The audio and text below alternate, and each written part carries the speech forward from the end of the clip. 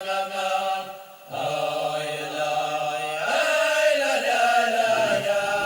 lines from the bottom on page Kuf Lamed Zayin.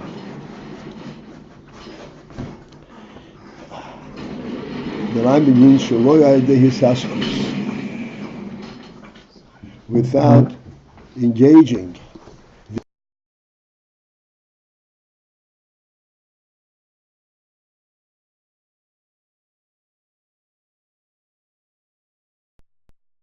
the significance of it being B'derech Mamela. It is very important to understand that significance.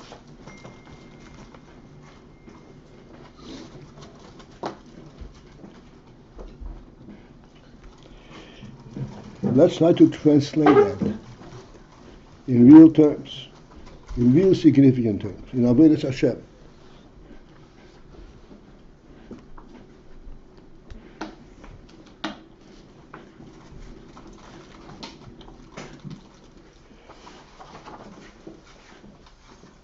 We know that Hashem created the world. We know that Hashem sustains the world. And the chayas in the world is entirely the presence of what Hashem gives it chayas.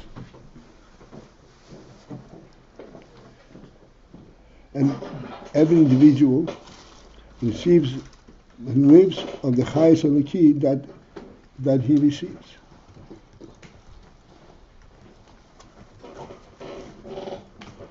And every person receives his individual chayas, and in fact, it may be very different than the one that the other person receives. Everybody receives chayas according to his level, to his capability, to his nefesh.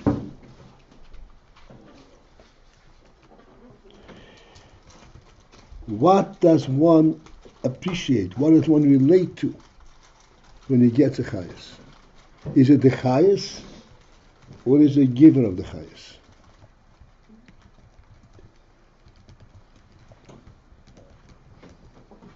When we say Baruch Atah Hashem, who are we expressing appreciation to? The chayas, or the source, the source of the chayas, the real essence? Although, by the time that real essence has an effect upon us and gives us chayas, it's already an oil, and it's already reduced to be able to be mechayas this particular guf and this particular neshama.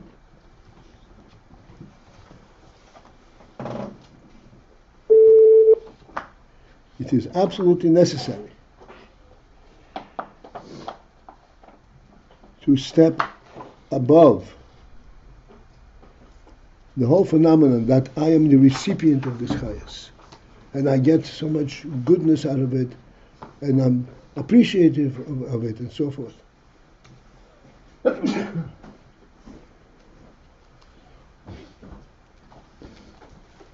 real chayas ha'odam, the real chayas ha'nefesh, the real meaning of a human being is that he has a creator, not that he has chayas coming from him.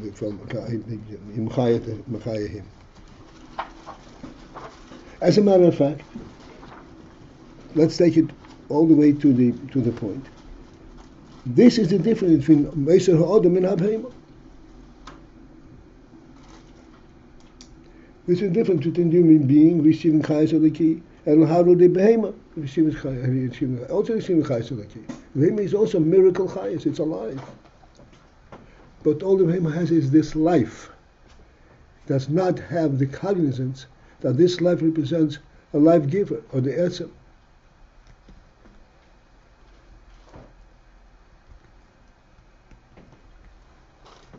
What is a Behema preoccupied with?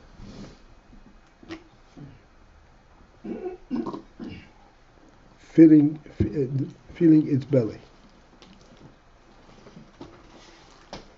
Whatever it sees, it translates in terms, is this edible? It does not translate it in terms of that the chayas tells you, no, look for something valuable. for something real, doesn't have that perception at all. Is it edible?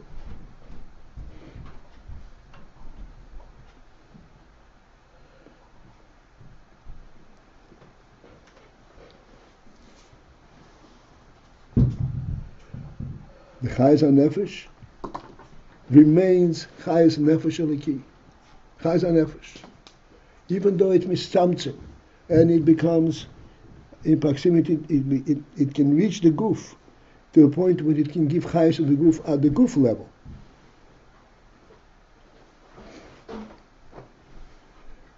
And yet it stands for the Nefesh, and this is the significance of it being Derech Meila.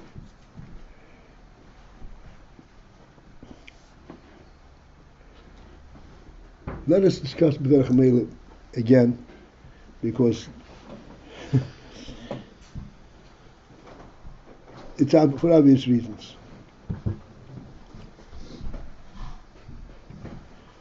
Let's take the simplest of the Moshe.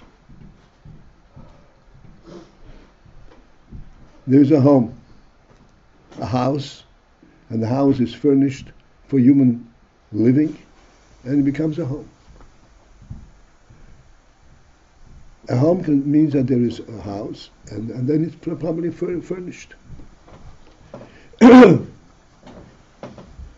let's take this carefully. When you enter this home that's furnished,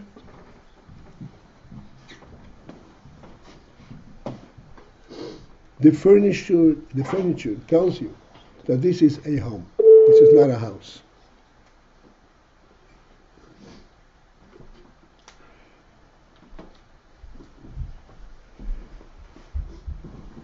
So that by observing the furniture, you are inferring that no, this is a house that's owned by somebody.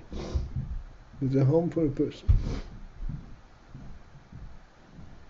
Let's take the same thing a step further.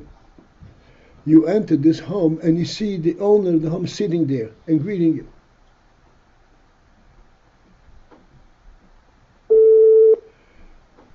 There too, you enter the home, you know, oh, this is a home.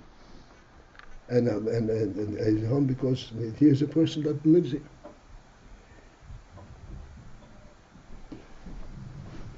Now here's what we need to understand.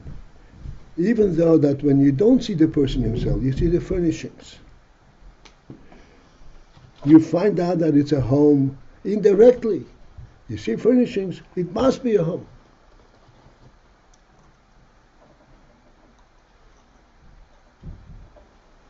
When you find the same person sitting there, then you see directly. In both of these instances, here's what the result of what you find out is exactly the same.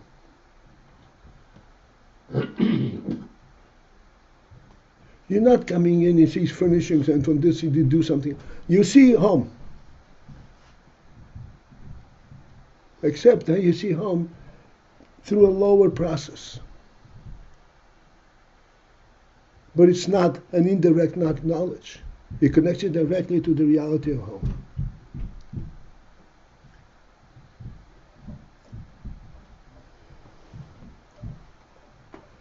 Here we have the contrast. seeing the home through the furniture, or seeing the home by seeing the person who lives there. One is through a tzimtzum. When you see through the furnishings, it's a much lower level that to which you find it than when you see the person.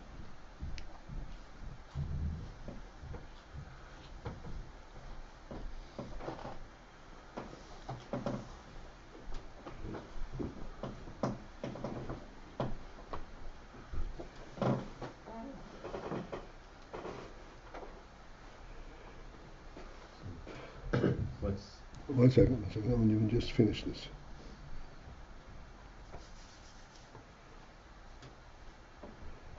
Now, depending of who this observer is, the one who is visiting this home,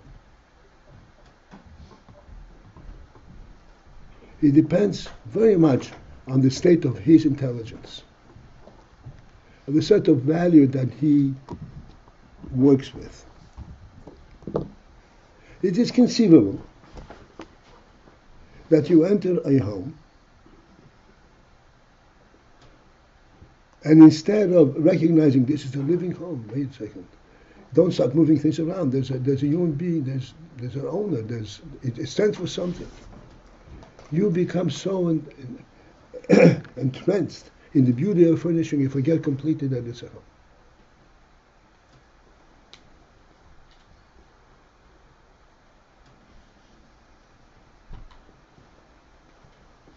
You miss the whole point of what you saw.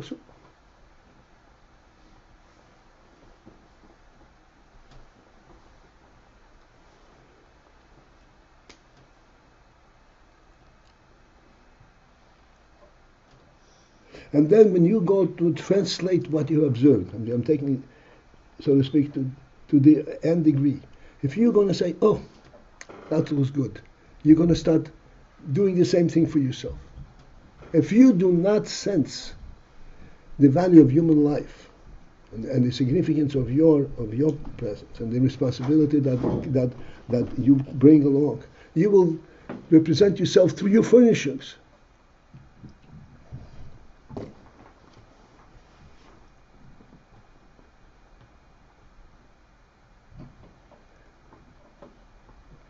You will present anybody who is going to visit your home and see that the emphasis on the furniture says, what a stupid person here. Is this for real?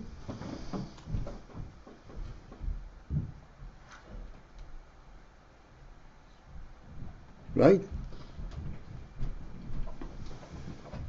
I'm not sure if I catch that last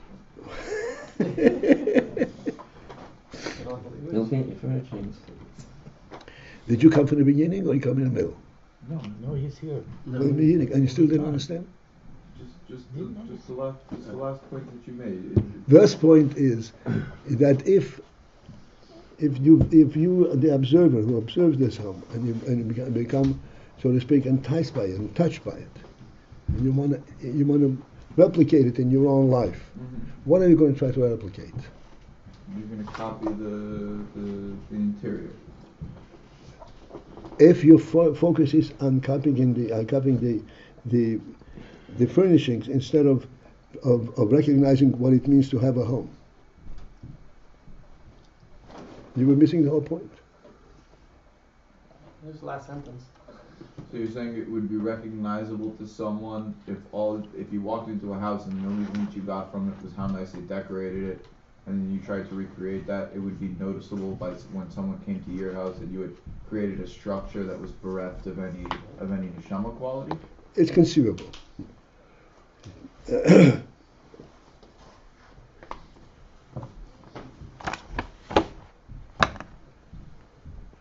Let's say you had a bookcase with Sfarim. Then you say, the Sfarim don't look so nice.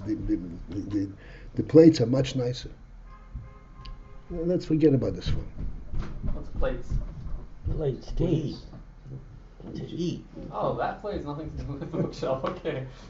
Now people have decorative plates. They put up little plates to look at. Okay. So you See? you'll say, oh, look at this. The book is takes up too much room.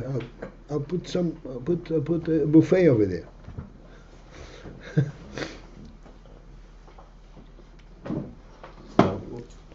What is the exact correspondence about this detailed mashal with Derech Memela? How do you...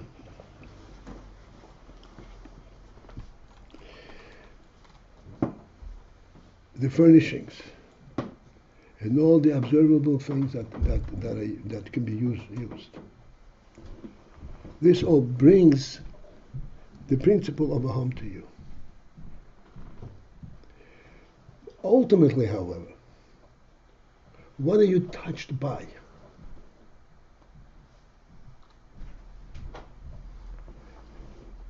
By the reality of the home. Not by any presentation, not by any effort to describe it to you. None. That's what Derech HaMelech. Derech HaMelech, significance of Derech HaMelech is that it relates you to the real thing directly.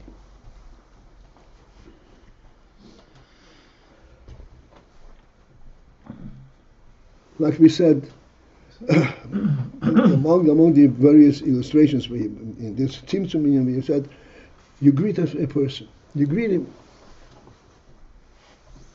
What does a greeting consist of? He says, "Oh, I'm glad to see you. How are you?" And you also give him a handshake.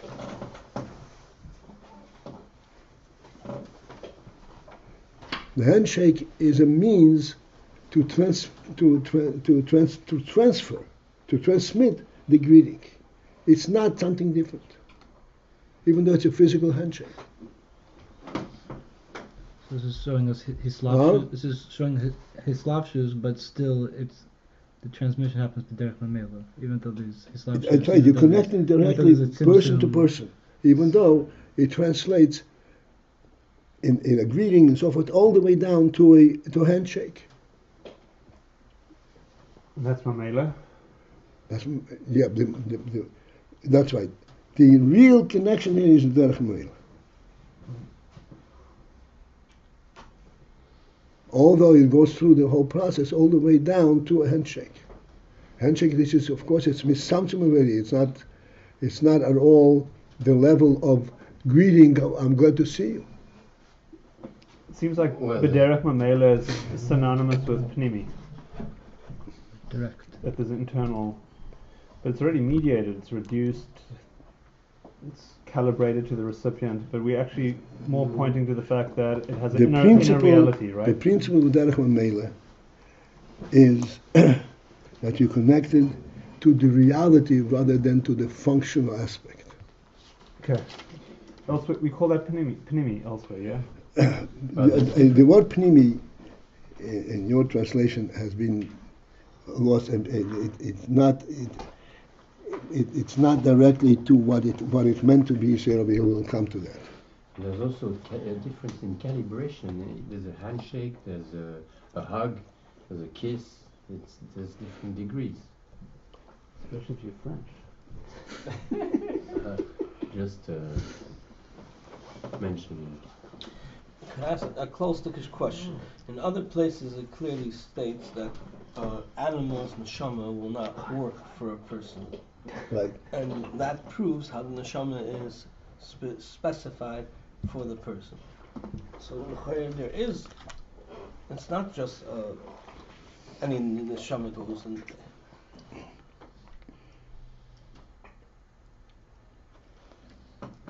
Yeah. But over here it sounds like that it's not that way.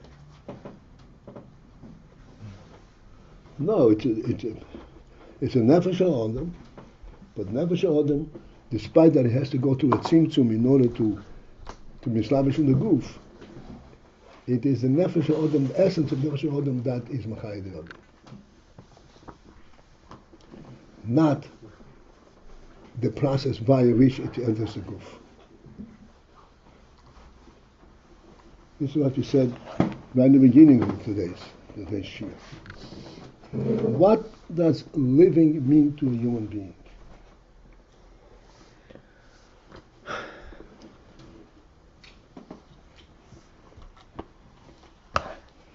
The experience of life, of the significance of life.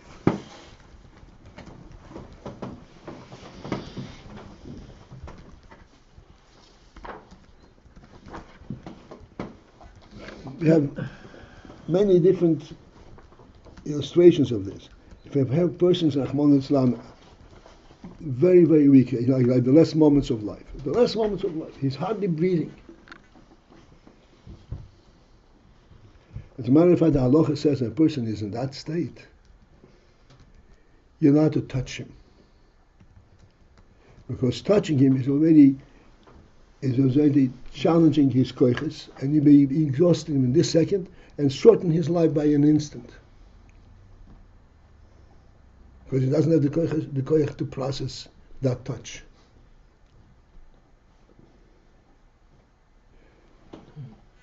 So functionally, his life is totally insignificant. And yet, halacha says, then if you do touch him, you're guilty of murder. What have you killed when he has no functional ability?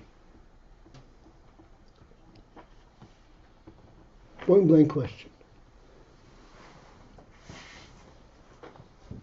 What have you killed if he has no functional ability? Not because he's paralyzed or anything, simply he doesn't have the koyach at all. He doesn't have that level of chayes. What have you killed? Deny reality. Will? You deny reality. The sense of the nefesh itself.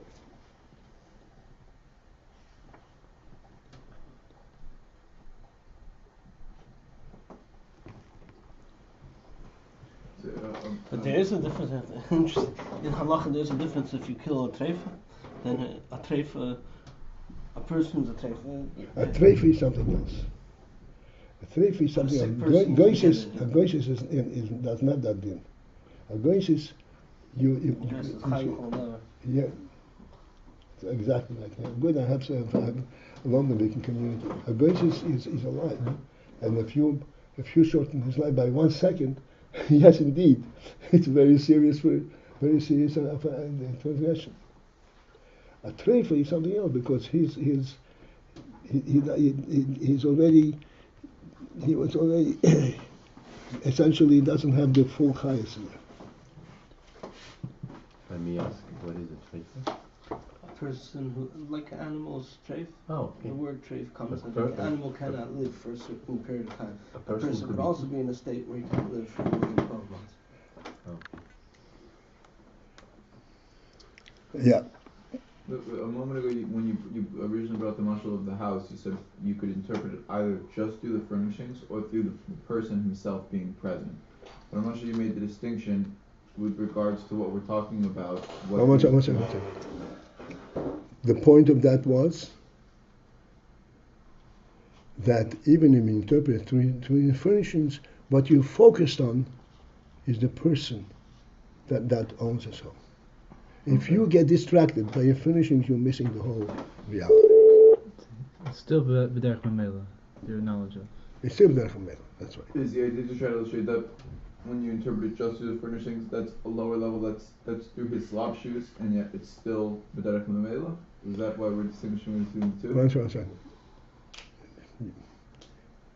Yet it's still pointing, and you are interested in the human quality in this, rather than the effect of this, of how it impresses you, how well it is furnished. What kind of interior decorator expert is this who did it?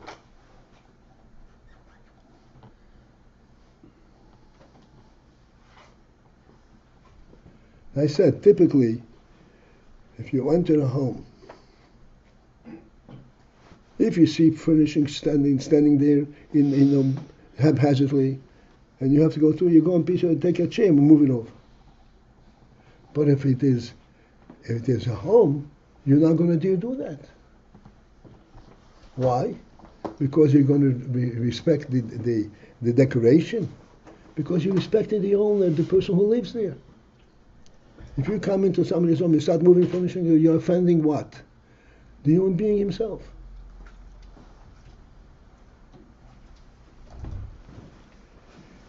Okay, this is all Mishonim and so forth. And, it's justified that we need Mishonim because this is really a very difficult thing to relate to. But ultimately, it is clear that even though it is a tzimtzum, the whole tzimtzum is only to bring the nefesh in proximity to the guf.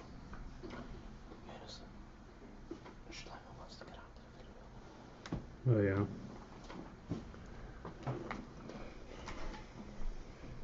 But then, when the nefesh is mislabish in the guf, it gives life to the guf.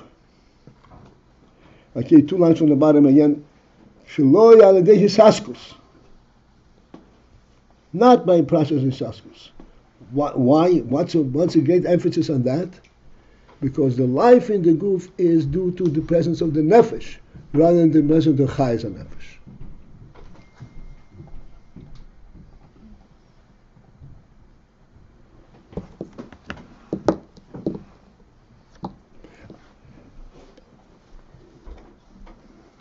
The other day, and I hate to bring this up, it's a very painful thought.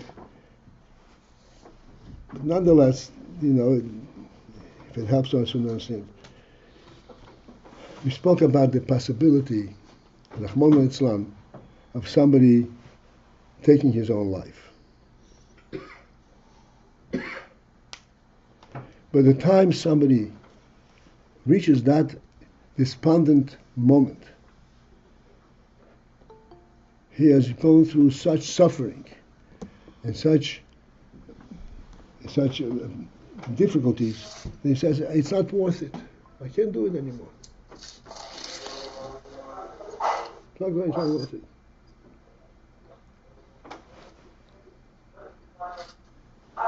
And we said, we have to understand that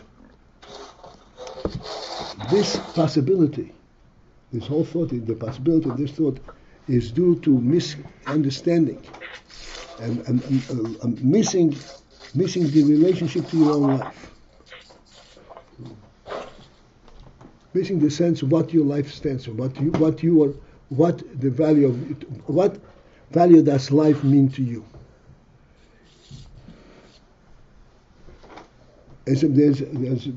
It's very easy to be misled.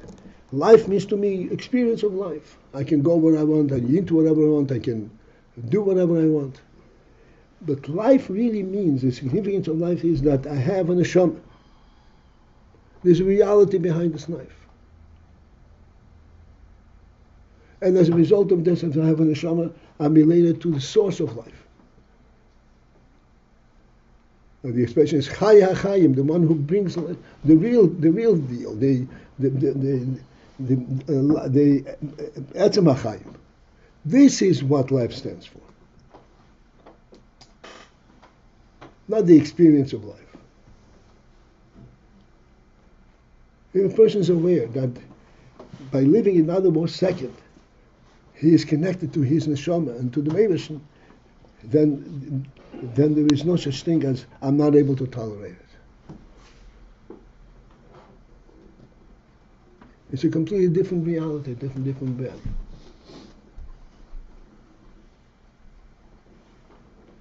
Okay. Where is that in the Maimer? Where do you see this Nekuda of the that even after the Tzimtzum, further down? Shemislabish Behaguf Harim Ashleya Dehisaskus. The last line, the line before. That even after the Tzimtzum only brings a Chayes HaNefesh that he has a Shachas HaGuf. But when he's Chayes HaGuf, Shleya Dehisaskus. This seems to be contradicting. If you need a Tzimtzum, that means you have to bring the Chayes in proximity to the Guf. So how do you say it's B'derech Mamela? You were misaskis to bring the Chayes to the level of the Guf. How is it not misaskus? How do you know how that is askus? The answer is that no matter how much Tzimtzum you have, the Chayes represents the source of the Chayes.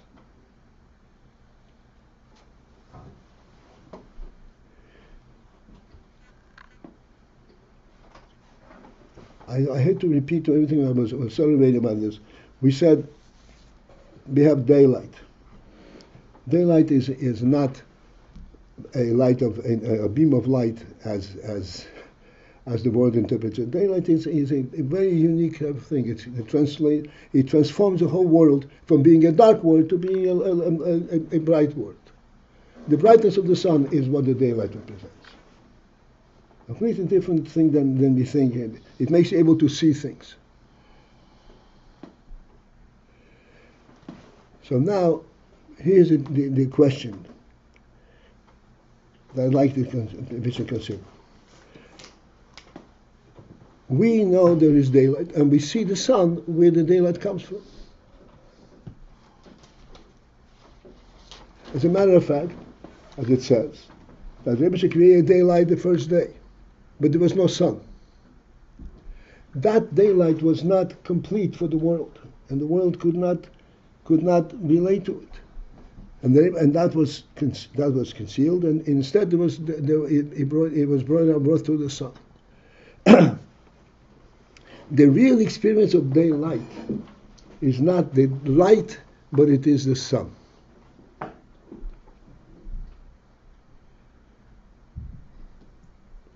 Because the sun stands for a reality of light.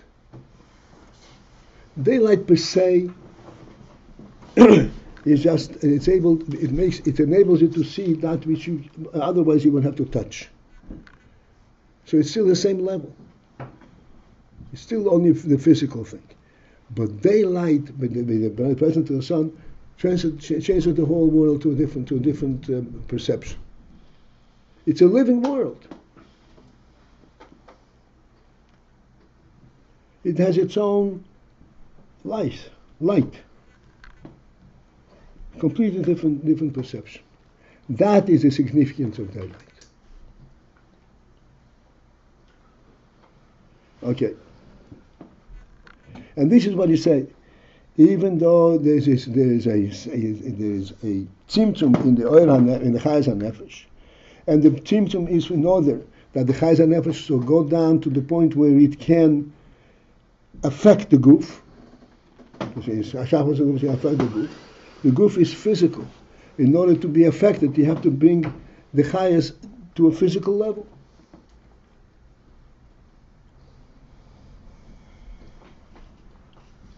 Like we haven't been said in the muscle of a handshake. The handshake does not change the message in the greeting. It's still the same message exactly, except it translates on a physical world level.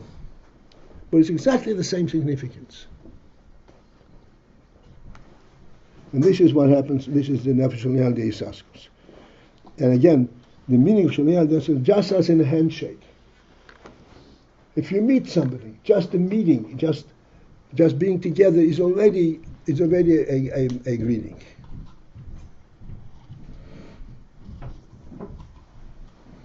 We said in the Haftarah this week. It's a very interesting posuk. Hayechu shnayim yachdav v'yitir im leyodu. If two people are walking together, can you conceive that they're walking together without having made a rendezvous, without having any kind of relationship to each other? They're walking together. That walking together is not just walking together. It is their unity. They were unified before they got to walk together. This is the real significance of their walking together.